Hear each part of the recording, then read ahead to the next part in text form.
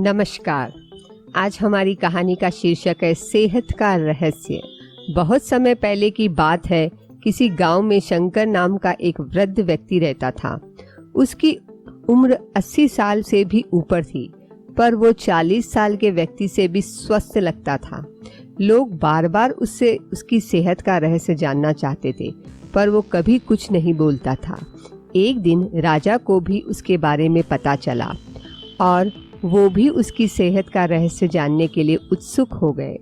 राजा ने अपने गुप्तचरों से शंकर पर नजर रखने को कहा।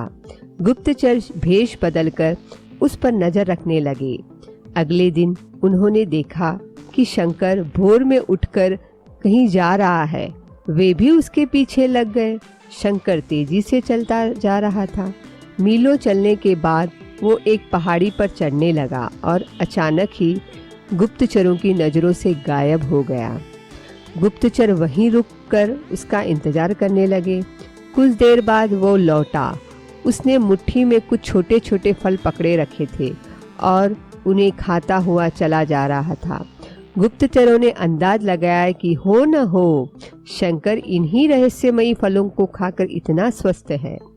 अगले दिन दरबार में उन्होंने राजा को सारा किस्सा कह सुनाया। राजा ने उस पहाड़ी पर जाकर उन फलों का पता लगाने का आदेश दिया, पर बहुत खोजबीन करने के बाद भी कोई ऐसा असाधारण फल वहां नहीं दिखा। अंततः थक हार कर राजा शंकर को दरबार में हाजिर करने का हुक्म दिया। राजा, शंकर, इस उम्र में भी तुम्हारी इतनी अच्छी सेहत देखकर हम प्रसन्न हैं। बताओ, तुम्हारी सेहत का रहस्य क्या है? शंकर कुछ देर सोचता रहा और फिर बोला, महाराज, मैं रोज पहाड़ी पर जाकर एक रहस्यमयी फल खाता हूँ। वही मेरी सेहत का रहस्य है।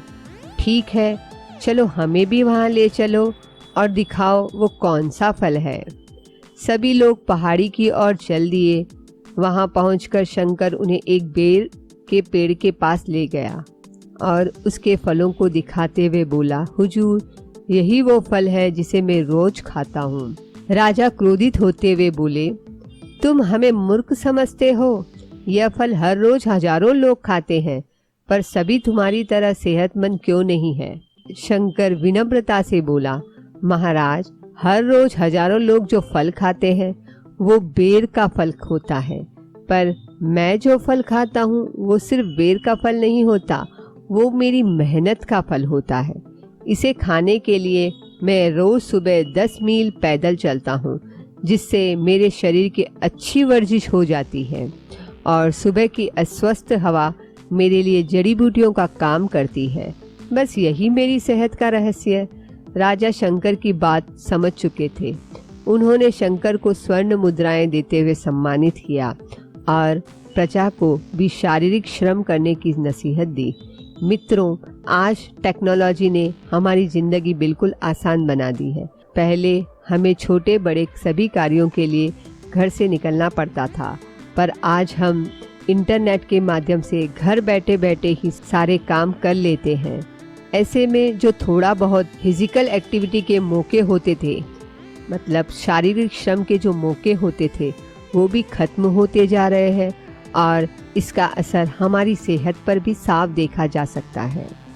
वर्ल्ड हेल्थ ऑर्गेनाइजेशन के मुताबिक आज दुनिया में 20 साल से ऊपर के 35% लोग ओवरवेट है और 11% लोग ओबेस है। ऐसे में जरूरी हो जाता है कि हम अपनी सेहत का ध्यान रखें और रोजमर्रा के जीवन में शारीरिक श्रम को महत्व दें।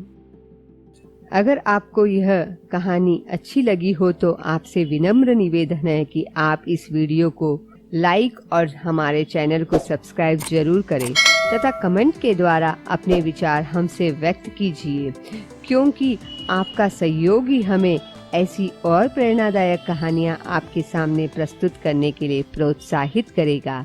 जय भारत।